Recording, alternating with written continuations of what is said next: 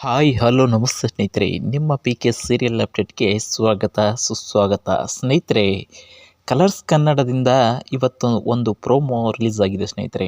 ಆ ಪ್ರೋಮೋದಲ್ಲಿ ಭಾಗ್ಯಲಕ್ಷ್ಮಿ ಧಾರಾವಾಹಿಯಲ್ಲಿ ಮುಂದಿನ ಸೂಚನೆಯನ್ನು ನೀಡುವಂತಹ ಎಲ್ಲ ರೀತಿಯ ಅಂಶಗಳನ್ನು ಆ ಪ್ರೋಮೋದಲ್ಲಿ ತಿಳಿಸಲಾಗಿದೆ ಸ್ನೇಹಿತರೆ.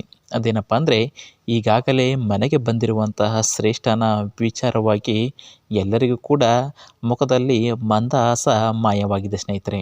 ಇದರ ಜೊತೆಗೆ ಈಗಾಗಲೇ ಕುಸುಮ ಈ ಶ್ರೇಷ್ಠನನ್ನು ನನ್ನ ಸೊಸೆ ಅಂತ ಮೇಲ್ನೋಟಕ್ಕೆ ಒಪ್ಪಿಕೊಂಡಿರುವುದು ಈಗ ಅವರ ಪ್ಲ್ಯಾನ್ ಜಗಜ್ಜಾಹೀರಾಗುವ ಎಲ್ಲ ಲಕ್ಷಣಗಳು ಕೂಡ ಗೊತ್ತಾಗುತ್ತಿದೆ ಸ್ನೇಹಿತರೆ.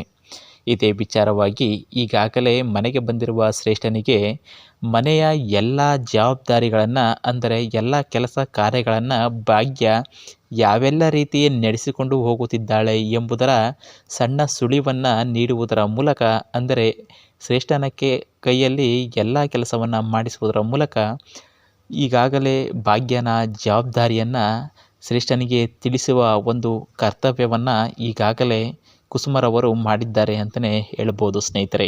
ಮೊದಲು ಶ್ರೇಷ್ಠ ಎಲ್ಲ ರೀತಿಯ ಖುಷಿಗಳನ್ನು ಅನುಭವಿಸ್ತಿದ್ದಳು ಮತ್ತು ಇದೇ ವಿಚಾರವಾಗಿ ಕುಸುಮ ಸೊಸೆ ಅಂದ ತಕ್ಷಣ ಶ್ರೇಷ್ಠನಿಗೆ ತುಂಬಾ ಖುಷಿಯಾಗಿತ್ತು ಅಂತಲೇ ಹೇಳ್ಬೋದು ಸ್ನೇಹಿತರೆ. ಮತ್ತು ಇದೇ ವಿಚಾರವಾಗಿ ಮನೆಯವರಿಗೆಲ್ಲ ಒಂದು ಸುತ್ತಿನ ಆವಾಜನ್ನು ಕೂಡ ಈಗಾಗಲೇ ಹಾಕಿದ್ದಳು ಶ್ರೇಷ್ಠ.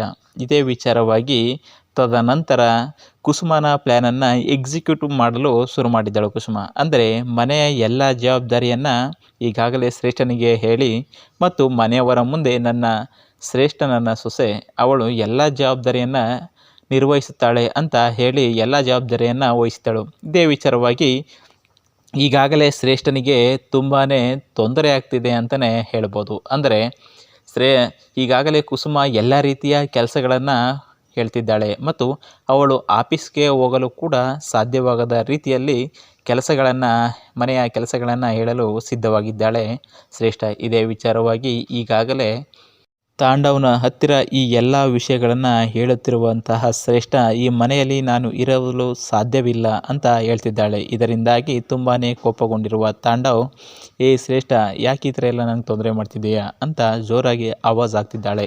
ಮತ್ತು ಇದೇ ವಿಚಾರವನ್ನು ಇಟ್ಟುಕೊಂಡು ಈಗಾಗಲೇ ಕುಸುಮ ಅಂದುಕೊಂಡ ರೀತಿಯಲ್ಲೇ ಎಲ್ಲ ಪ್ಲ್ಯಾನ್ಗಳು ಕೂಡ ಎಕ್ಸಿಕ್ಯೂಟಿವ್ ಆಗ್ತಿದೆ.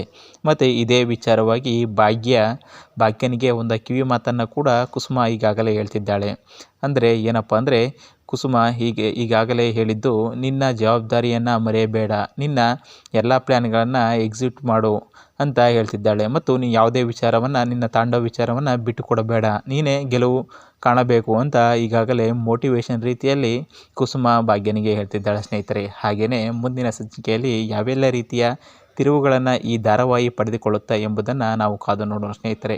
ಅಲ್ಲಿಯ ತನಕ ನಮ್ಮ ವಿಡಿಯೋ ನೋಡಿದ್ದಕ್ಕೆ ನಿಮಗೆ ಧನ್ಯವಾದಗಳು ಸ್ನೇಹಿತರೆ.